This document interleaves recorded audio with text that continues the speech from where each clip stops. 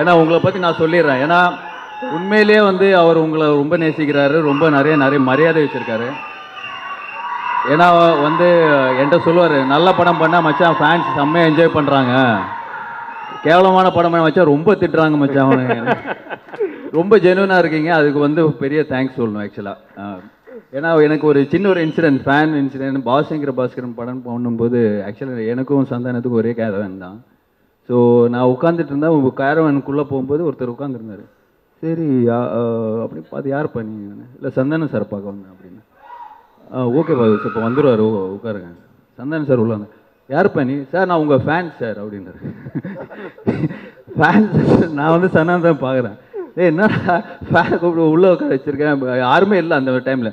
அப்புறம் அதுவும் இல்லை, அதுக்கப்புறம் சந்தானம் சாரை பார்த்துட்டு, சந்தானம் ஒரு காமெடி ஒன்று பண்ணுங்க அப்படின்னாரு. சந்தானம் வந்து, டேய் படத்தில் தான் காமெடி பண்ண முடியும், நீ நான் சொல்லும் போதெல்லாம் நான் உன்னால் காமெடி பண்ண முடியாது போடான்னு சொல்லிட்டு. ஸோ அந்த அளவுக்கு ஒரு ஃப்ரீடமும் சரி, அந்த அளவுக்கு ஒரு அஃபெக்ஷனை அவர் கொடுத்துருந்தார். அதுதான் நான் சொல்ல வந்தேன்.